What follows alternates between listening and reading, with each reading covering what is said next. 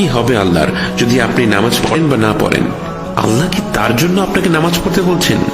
না, তিনি আপনাকে ভালোবাসেন এবং আপনার ভালোর জন্য উনি বলেন, হে আমার আব্দ, নামাজ পড়ো, নামাজ পড়ো যাতে করে তুমি সফল হতে পারো। আমরা এই দুনিয়াকে এত গভীরভাবে ভালোবাসি, এই দুনিয়াকে নিয়ে এত বেশি প্রতিযোগিতা ভাবাপন্ন হয়ে যায় যে আমাদের সবকিছু গড়ে ওঠে একে ঘিরেই।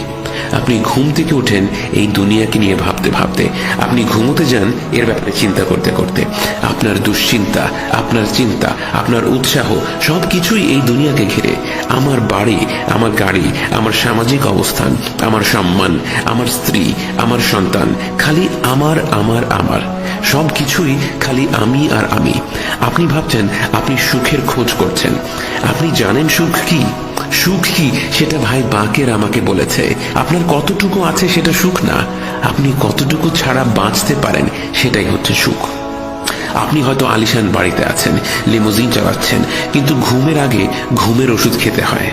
কি হবে শরীরের ইনজেকশন নিয়ে, জিমে গিয়ে শরীরকে পেশি বহুল শক্তি বানিয়ে? আপনার তো ফজরের সময় গায়ের থেকে চাদরটুকু সরিয়ে বিছানা থেকে ওঠার শক্তিটুকুও নেই। আপনার কতটুকু আছে সেটা সুখ না আমার ভাই, আপনি কতটুকু ছাড়া বাঁচতে পারেন সেটাই হচ্ছে সুখ। নিজেকে জিজ্ঞেস করুন, আপনার হৃদয় কি সন্তুষ্ট যদিও আপনার কোনো বাড়ি নেই? আপনার হৃদয় কি সন্তুষ্ট যদিও আপনার পছন্দের ব্র্যান্ডের গাড়িটি আপনার নেই? না থাকার